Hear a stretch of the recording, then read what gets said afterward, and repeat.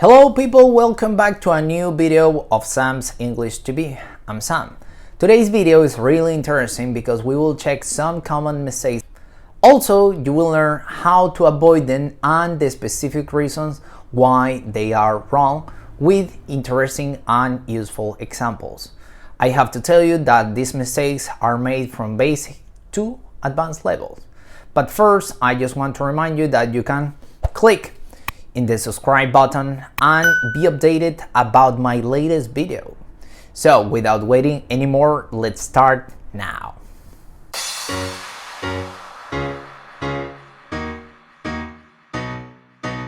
The first mistake that I would like to talk to you about in this video is about expressing the age. Normally, students and people in general confuse this and they say I have, or she or he has 20 years old. Basically, people use the auxiliary verb have or has, which we use for possessions, to talk about their age, and this is totally wrong. If you want to express it in a right way, you have to use the verb to be. For example, I am 20 years old, she is, he is 20 years old, you are 20 years old. It's true that in the English language we use the verb have or has for possessions, but in this case we don't use it. Another common mistake that I normally hear in my classes is when you want to use the dependent prepositions. What is a dependent preposition? A dependent preposition is an adjective, a verb, or a noun followed by a specific preposition, such as good at, bad at, afraid of, and many others. But the most common mistake that I hear is when people say depends of. Let's make an example here. What are you going to do today? Normally people answer depends of the weather. This is wrong. Number one, because the right preposition is on. Depends on. Depends on. And second, you need the it. So you say it depends on the weather. Be careful with the prepositions because if you say it wrong, definitely the sentence is not correct at all. So the only way to avoid this is learning the specific prepositions for each adjective, verb, or noun. Let's make another example. Hey Sam, what are you going to do today? I don't know. It depends on the weather. Perhaps I go to the park. To continue with this video, I would like to talk about the modal verbs. The modal verbs, we use it in English to talk about uncertainty, certainty, advice, probability, among other purposes. Some of them are can, could, might, may, will, among others. So, what is the mistake about them? Well, the most common mistake is that when people want to express something and they use the preposition to in the middle. Let's say an example. I could to stop, I can to go, I should to stop.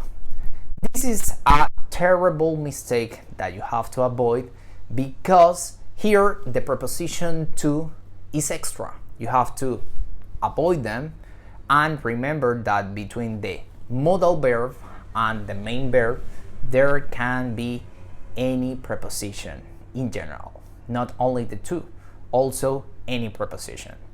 An example, it could be I can go to Madrid, I should stop smoking, and I could drive a car.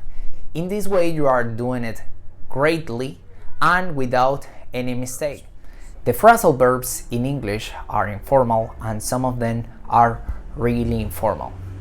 I have to say that many people use them in any context and this is totally wrong. Imagine that you are writing or you are in a job interview and you are referring to the person with phrasal verbs. I have to say that that is not entirely correct. You have to be formal. If you are writing a letter to your boss, you have to be formal. If you are talking with somebody that you have just met, you have to avoid using the phrasal verbs.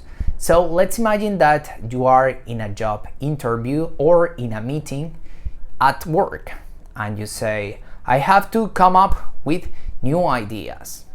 I have to say that that is wrong because you are in a formal context, you are working. Instead of saying that, you could say, I have to think, or I have to wonder what other ideas could be. That is slightly more formal. So I just want to remind you that when you write or speak in formal situations or formal contexts, avoid using the phrasal verbs. You can use the phrasal verb with friends, with colleagues, with family, or friends. The articles can be really easy to learn in the English language. However, the biggest problem comes when you want to express it in a right way.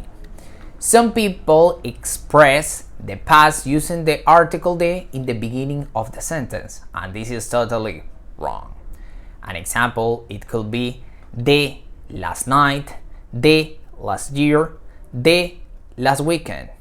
You need to know that the article de, we use it to talk about superlatives, we use it to define things, we use it to talk about the first time that we are talking about something. So you have to avoid using the article de in the beginning of the sentence to talk about past events or moments. So if you say, last time I went to the dentist, last year I went to Rio de Janeiro, last year we visited my grandmother. That is totally correct because you have to avoid using the article de to start a sentence and referring to past moments. Agree and disagree in a language is something that is really common and that you need to learn how to do it. Normally people say I am agree or I am disagree with you. The biggest mistake here is that you are using the verb to be in this sentence, and you are doing it wrong because you have to avoid using the verb to be when the right way will be I agree with you or I disagree with you. I would like to talk about irregular plurals because the irregular plurals can be truly difficult for some people. Why? Because they don't know which is the right plural for each noun.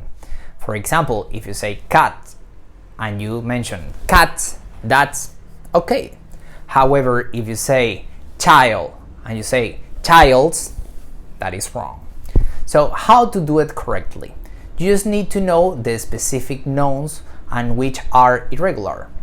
The most common mistakes that I hear are person, persons, child, childs, man, mans, or woman, womans. So you have to avoid those mistakes.